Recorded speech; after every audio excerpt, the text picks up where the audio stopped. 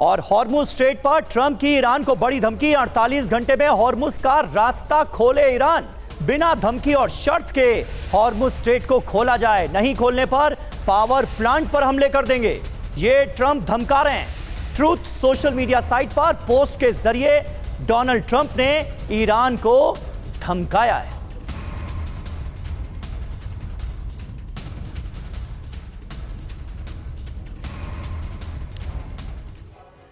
तो 48 घंटे बाद महाविध्वंस हॉर्मुज स्ट्रेट पर आर पार। ईरान को ट्रंप की बहुत बड़ी धमकी सामने आई है। 48 घंटे में ईरान हॉर्मुज को खोल दे, बिना किसी धमकी के हॉर्मुज स्ट्रेट को खोला जाए, नहीं खोला तो फिर इसके भयानक परिणाम होंगे। ईरान के पावर प्लांट्स पर बड़े हमले किए जाएंगे। शुरुआत बड़े प्लांट पर बड़े अटैक से होगी, यह भी कह रहे हैं ट्रंप। धमकी के मायने समझिए। हॉर्मुज पर ट्रंप इंतजार के मूड में नहीं है। अगर हॉर्मुज स्ट्रेट नहीं खुला तो ईरान में बड़ी तबाही के आसार हैं। पावर प्लांट्स पर बड़े हमले मुमकिन हैं। पावर इंफ्रास्ट्रक्चर को ठप करना फिर इन हमलों का मकसद होगा। मनीष, जो कि इस वक्त हमारे साथ इजराइल से जुड़े हुए हैं। मनीष, डोनाल्ड ट्रंप के इरादे तो साफ तौर पर बता रहे हैं कि अब बड़े पैमाने पर पावर इंफ्रास्ट्रक्चर को निशाना बनाया जाएगा ईरान के अंदर, अगर हॉर्मुज स्ट्रेट नहीं खुलता है तो। और जाहिर है फिर ईरान बदला इजराइल से लेता नजर आएगा, उसी तरह से जैसे डिमोना में बर्बादी की गई। बिल्कुल, देखिए सबसे बड़ी बात है कि इस जंग में दोनों तरफ से न केवल बयान हो रहे हैं बल्कि ऐसे ऐसे फैसले लिए जा रहे हैं जो और अधिक घातक साबित होंगे, विनाशकारी साबित होंगे। इस वक्त प्रेसिडेंट ट्रंप ये कह रहे हैं कि 48 घंटे के भीतर अगर हॉर्मुज नहीं खुला तो फिर हम ईरान में उनके पावर प्लांट पर हमले करेंगे, जिसके जवाब में ईरान ने कहा कि फिर हम इस पूरे रीजन में जो है सो जितने भी क्रिटिकल इंफ्रास्ट्रक्चर है, चाहे वो गैस प्लांट हो, पावर प्लांट हो या दूसरी और जगह, उन सब पर हम हमला करेंगे। तो जाहिर है कि ऐसी स्थिति में दोनों ही तरफ से तबाही मचेगी, ईरान में भी, इजराइल में भी, मध्य पूर्व के क्षेत्र में भी। देखिए 4 हफ्ते से तो ये जंग चल ही रही है।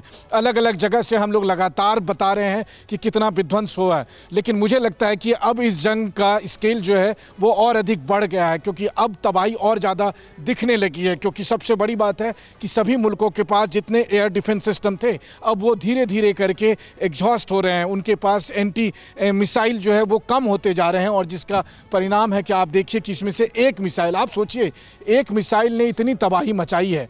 ऐसे में अगर कहीं 100 मिसाइलें गिरेगी एक बार इजराइल में, तब क्या होगा? और ये दुनिया के किसी भी मुल्क को मुश्किल होगा इतने सारे मिसाइलों को एक साथ इंटरसेप्ट करना, उनको रोकना। और वैसी स्थिति में आप देखिए डिमोना कोई आम शहर नहीं है। डिमोना इजराइल की आन बान शान का प्रतीक है। डिमोना दरअसल इजराइल की पहचान का प्रतीक है। डिमोना वो जगह है जो नेगेव के रेगिस्तान में बनाया गया, और यहाँ से इजराइल पूरे मिडिल ईस्ट को पावर के तौर पर कंट्रोल करता है।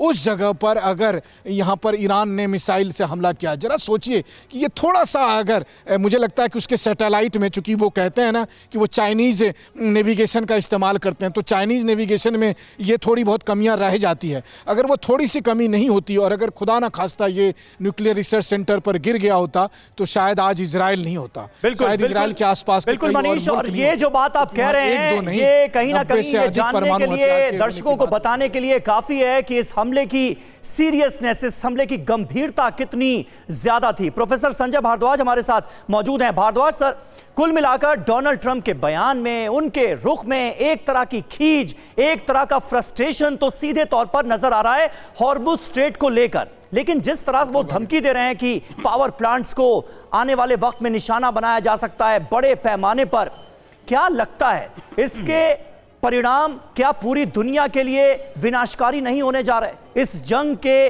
अगर आगे बढ़ने के आसार बढ़ते हैं तो फिर इसका अंजाम क्या होगा? देखिए समीर, अमेरिका एक ग्लोबल पावर है, लेकिन जिस तरीके से डेवलपमेंट मिडिल ईस्ट में हो रहा है तो वहाँ पर मुझे कहीं नहीं दिख रहा कि कोई स्ट्रेटजिक रेस्ट्रेंट इन्होंने मेंटेन किया है। जिस तरीके से नातान्स पे अटैक हुआ, इजराइल ने कहा कि अमेरिका ने किया, तो बेसिकली मुझे तो ये लग रहा है कि अमेरिका ईरान को उकसा रहा है कि आप पे अटैक हो रहा है तो सीधा सीधा आप डिमोना पे आप अटैक कर दीजिए। ये मुझे लगा कि एकदम। दूसरा, जिस तरीके की डेवलपमेंट स्ट्रेट ऑफ हॉर्मुज में हो रहा है, और वहाँ पर भी देखिए कि एक कोऑर्सिव डिप्लोमेसी कि आप ये कर दीजिए, नहीं हम आपके सारे न्यूक्लियर प्लांट्स और सारा एनर्जी इंफ्रास्ट्रक्चर सबको हम तबाह कर देंगे।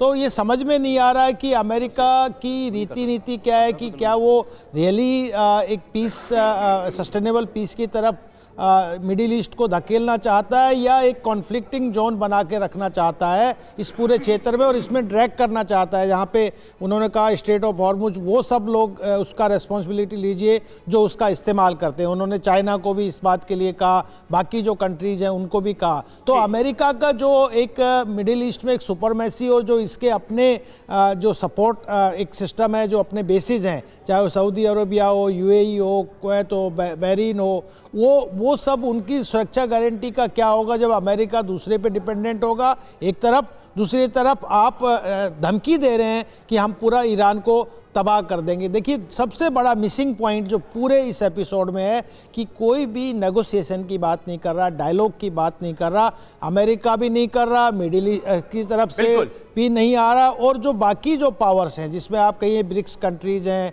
या आप ये कहिए ग्लोबल साउथ के यूरोपियन कंट्रीज हैं, सबको खतरा है चारों तरफ से कि जिस तरीके से ईरान ने स्ट्राइक किया डिमोना पे, एक बहुत अलार्मिंग सिचुएशन है। सही बात है, भयावह सीधे तौर पर नजर आ रहा है। बातचीत के कोई रास्ते खुलते हुए हमें अभी फिलहाल तो बिल्कुल नजर नहीं आ रहे। अभी दोनों तरफ से सिर्फ और सिर्फ शक्ति प्रदर्शन चल रहा है, बड़े पैमाने पर तबाही और बर्बादी हो रही है।